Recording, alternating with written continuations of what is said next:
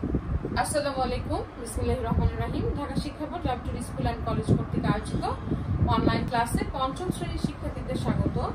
তোমাদের আজকে বাংলাদেশ এবং বিশ্ব পরিচয়ের পঞ্চম অধ্যায় নিয়ে ক্লাস হবে। তোমরা এর আগে অনলাইনে পঞ্চম অধ্যায় নিয়ে ক্লাস করেছো। আজকে আমি পঞ্চম অধ্যায়ের বেশ কিছু প্রশ্ন নিয়ে আলোচনা করব।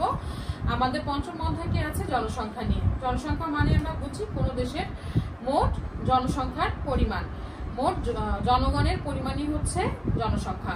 তো জনসংখ্যা যখন বেশি বৃদ্ধি পায় তখন কিন্তু তার প্রভাব আমাদের প্রত্যেকটা মৌলিক চাহিদার উপরেই পড়ে।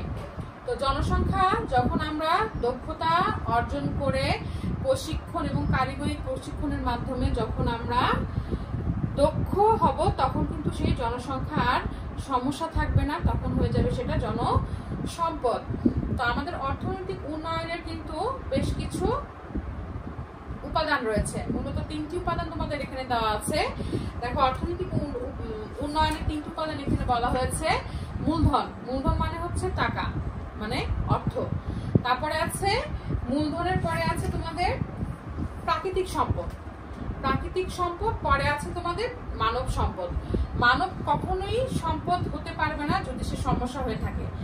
তখনই সে সম্পদ হবে যখন সে দক্ষতা অর্জনের মাধ্যমে নিজের মৌলিক চাহিদাগুলো পরিপূর্ণভাবে পূরণ করতে পারবে এবং তখনই সে দেশের অর্থনীতিতে ভূমিকা রাখতে পারবে। তাহলে আমাদের জনসংখ্যা বৃদ্ধির সাথে সাথে কিন্তু মৌলিক চাহিদা পূরণের একটা ব্যাপার চলে আসে। যখন তুমি জনসংখ্যা বৃদ্ধির সাথে সাথে আমাদের দৈনন্দিন যে মৌলিক চাহিদা রয়েছে সেটা যদি পূরণ করতে আমরা ব্যর্থ হই তখনই কিন্তু আমরা অদক্ষ মানব সম্পদে পরিণত হব। আর যখন আমরা মৌলিক চাহিদাগুলো পুরোপুরিভাবে পূরণ করতে পারবো এবং তা থেকে আমাদের অর্থনীতিতে অবদান রাখতে পারবো তখনই কিন্তু আমরা মানব সম্পদে পরিণত হব। তো এই পঞ্চম অধ্যায়টা আমরা এর আগে অনলাইন ক্লাসে তোমাদের ভালো করে বলেছি এবং আজকে আমি এই অনলাইন ইউটিউব ক্লাসে এই পঞ্চম অধ্যায়ের কিছু প্রশ্ন নিয়ে আলোচনা করব। তোমরা লক্ষ্য করো, তোমরা বোর্ডে লক্ষ্য করো, বোর্ডে আমি কিছু প্রশ্ন তোমাদের জন্য তৈরি করেছি। আমরা কিন্তু আগেই বলেছি যে আমাদের একটি সহায়ক বই দরকার যেখানে পিএসসি বিভিন্ন সালের প্রশ্নগুলো দেওয়া আছে। সেই প্রশ্নগুলো কিন্তু আমাদের মূল বইয়ে দেওয়া নাই। পিএসসি প্রশ্নগুলো কিন্তু আমরা বিভিন্ন সহায়ক বইতে পাবো। দেখো, জনসংখ্যা 1 নম্বর প্রশ্নটা আমি তোমাদের জন্য কি সেট করেছি খেয়াল করো। জনসংখ্যা সমস্যা কি? এই সমস্যার সমাধান প্রয়োজন কেন? জনসংখ্যার সমস্যার সমাধানের 4টি উপায় লিখো। কিভাবে আমরা জনসংখ্যার সমস্যার সমাধান করতে পারবো তার 4টি উপায় লিখতে বলা হয়েছে। জনসংখ্যার সমস্যা কি? জনসংখ্যার সমস্যা হচ্ছে যখন একটি দেশের আয়তনের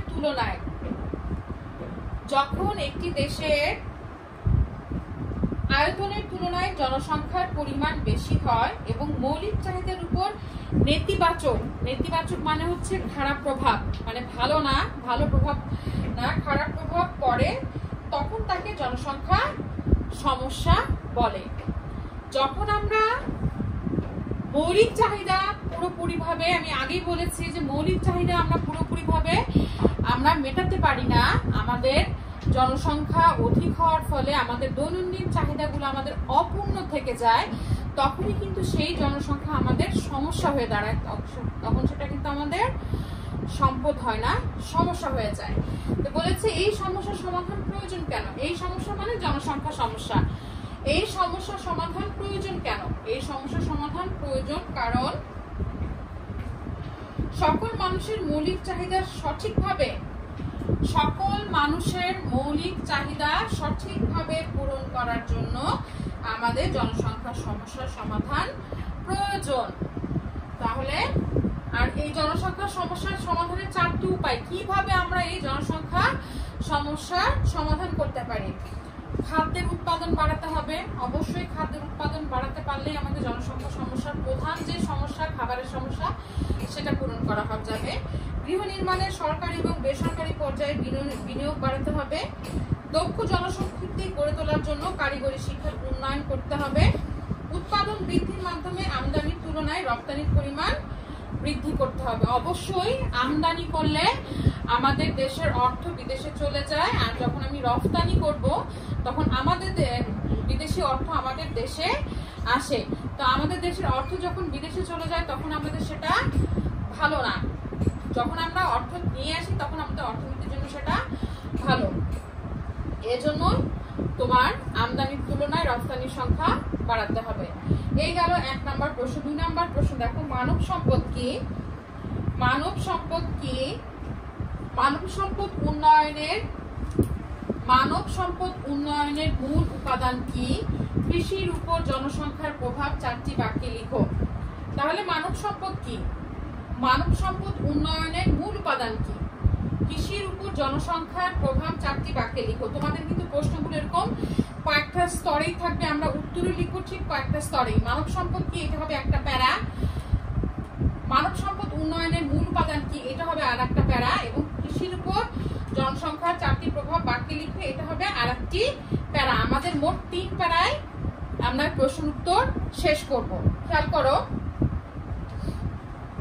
আমরা বলেছি মানব সম্পদ কি? মানব সম্পদটা তাহলে কি? যখন দেশের জনগণ সবাই দক্ষ হয়ে ওঠে তখন ওই দেশের জনগণই মানব সম্পদ বলে গণ্য হয়। আগেই বলেছি, যখন আমাদের জনসংখ্যা দক্ষ জনশক্তিতে রূপান্তরিত হবে তখনই আমাদের জনসংখ্যা জনসম্পদে পরিণত হবে, তখনই হবে মানব সম্পদ। মানব মানে মানুষ, আর জনসংখ্যা মানে হচ্ছে টোটাল দেশের জনগণের পরিমাণ। মানব সম্পদ এবং জনসম্পদ দুটো কিন্তু একই জিনিস। মানব সম্পদ হচ্ছে যখন দেশের মানুষজন কারিগরি জ্ঞান অর্জন করে, দক্ষতা অর্জন করে, তখন সেই মানবকেই বলা হচ্ছে মানব সম্পদ। তাহলে মানব সম্পদ বলতে আমরা বুঝছি যখন দেশের জনগণ সবাই দক্ষ হয়ে ওঠে তখন ওই দেশের জনগণই মানব সম্পদ বলে গণ্য হয়। মানব সম্পদ উন্নয়নের মূল উপাদান হলো উন্নত শিক্ষা। তাহলে মানব সম্পদ উন্নয়নের মূল উপাদান হলো কি? শিক্ষা। মানব সম্পদ উন্নয়নের মূল উপাদান হলো শিক্ষা। মানব সম্পদ কৃষির উপরে দেখো, মানব সম্পদের যে 4টি প্রভাব পড়ে সেটা হচ্ছে যখন আমাদের অতিরিক্ত জনসংখ্যা হয় তখন কি হয়? জনসংখ্যার জন্য আমাদের অতিরিক্ত খাবারের প্রয়োজন হয়, অতিরিক্ত বাসস্থানের প্রয়োজন হয়, অতিরিক্ত শিল্প কলকারখানার প্রয়োজন হয় এবং অতিরিক্ত ফসল উৎপাদন করার জন্য আমাদের পরিবেশের কি হয়? ভারসাম্য নষ্ট হয়। তাহলে এগুলো কি কৃষির উপরে কি সরাসরি প্রভাব ফেলছে? যেমন কৃষি জমির সংখ্যা কমে যাবে, কারণ অতিরিক্ত জনসংখ্যার জন্য আমাদের অতিরিক্ত বাসস্থান তৈরি করতে হবে কৃষি জমির উপরেই। আমাদের অধিক ফসল ফলাইতে হবে, যার ফলে আমাদের অধিক পরিমাণে সার এবং কীটনাশক ব্যবহার করতে হবে, যা আমাদের পরিবেশের ভারসাম্য নষ্ট করবে এবং ফলে এটা একসময় না একসময় আমাদের কৃষির উপরেই প্রভাব ফেলবে। আর হচ্ছে অতিরিক্ত কলকারখানা নির্মাণ করতে হবে। যখন আমাদের জনসংখ্যা বেড়ে যাবে তখন অতিরিক্ত কলকারখানা নির্মাণের জন্য আমাদের অতিরিক্ত ভূমির প্রয়োজন হবে, জমির প্রয়োজন হবে। তাহলে আমরা অতিরিক্ত জমি কোথায় পাবো? আমাদের কৃষি জমির উপরেই সেটা নির্ভর করতে হবে। এইভাবেই কিন্তু আমাদের কৃষির উপর জনসংখ্যার প্রভাব পড়ছে। সেটা অবশ্যই নেতিবাচক প্রভাব পড়বে, কখনোই ইতিবাচক প্রভাব পড়বে না। তোমরা খেয়াল করবে, অতিরিক্ত জনসংখ্যা কিন্তু একটি দেশের যদি সেই জনসংখ্যা জনসম্পদে পরিণত না হয় তাহলে কিন্তু সেই দেশের জন্য সেটা বিশাল সমস্যা এবং হুমকির ব্যাপার। দেখো, মৌলিক চাহিদা কি? 3 নম্বর প্রশ্ন আছে, মৌলিক চাহিদা কি? মৌলিক চাহিদা পূরণ হওয়া প্রয়োজন কেন? 4টি মৌলিক চাহিদার নাম লিখো। মৌলিক চাহিদা কি?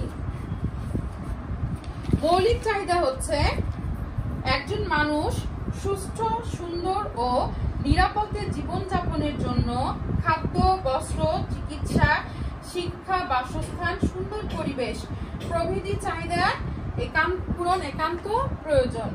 এগুলোই হলো মৌলিক চাহিদা। তার মানে একটা শিশু যখন ভূমিষ্ঠ হয় তখনই কিন্তু তার বিভিন্ন রকমের চাহিদা শুরু হয়ে যায়, যেমন খাদ্য, বস্ত্র, বাসস্থান, শিক্ষা, চিকিৎসা। ধীরে ধীরে কিন্তু এই চাহিদাগুলো পূরণ করতে হয়। এগুলোই হচ্ছে একজন মানবের তোমার মৌলিক চাহিদা। এই মৌলিক চাহিদাগুলোই হচ্ছে আমাদের মূল চাহিদা, জীবন ধারণের মূল উপাদান। তারপরে দেখো, মৌলিক চাহিদা পূরণ হওয়া প্রয়োজন কেন? অবশ্যই একটা মৌলিক চাহিদা যদি পূরণ না হয় তাহলে মৌলিক চাহিদা পূরণ না হলে আমাদের জীবন হয়ে যাবে কি অনিরাপদ, যা কখনোই সুষ্ঠু স্বাভাবিকভাবে একজন মানুষকে বেড়ে উঠতে সাহায্য করবে না। দেখো, মৌলিক চাহিদা মানুষের মৌলিক অধিকার, তাই সুষ্ঠু সুন্দর নিরাপদ জীবন ও ব্যক্তিত্ব বিকাশে মৌলিক চাহিদা পূরণ করা গুরুত্বপূর্ণ।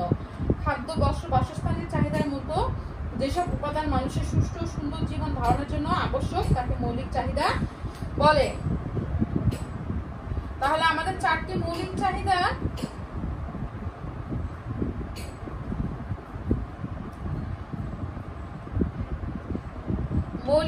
বলা হচ্ছে। 4টি মৌলিক চাহিদা লিখো। 4টি মৌলিক চাহিদাটা লিখে আমি কিন্তু এতক্ষণ বলেই ফেলেছি যে মৌলিক চাহিদাগুলো হলো আমাদের খাদ্য, বস্ত্র, বাসস্থান, শিক্ষা, চিকিৎসা এবং নিরাপত্তা। এগুলোই হচ্ছে আমাদের মূলত মৌলিক চাহিদা। মৌলিক চাহিদা আমাদের 4টা দিতে বলেছে, তাহলে আমরা 4টা দিব। খাদ্য, বস্ত্র, বাসস্থান, শিক্ষা। আমাদের এই 4টা হচ্ছে মূল মৌলিক চাহিদা। তাহলে মৌলিক চাহিদা কি, মৌলিক চাহিদা পূরণ হওয়া প্রয়োজন কেন, 4টি মৌলিক চাহিদার নাম আমরা বলে ফেললাম। এরকম করে তোমাদের পঞ্চম অধ্যায়ের প্রশ্নগুলো থাকবে। তোমরা পঞ্চম অধ্যায়ের প্রশ্নগুলো খুব ভালো করে শিখবে, এখান থেকে মোটামুটি প্রশ্ন থাকেই। আর তোমাদের পঞ্চম অধ্যায়ের পরে আছে 6ষ্ঠ অধ্যায়। আমরা আগামী ক্লাসে ইনশাআল্লাহ 6ষ্ঠ অধ্যায়ের প্রশ্ন এবং 6ষ্ঠ অধ্যায় নিয়ে আলোচনা করব। সে পর্যন্ত তোমরা সবাই ভালো থাকো, সুস্থ থাকো। আল্লাহ হাফেজ।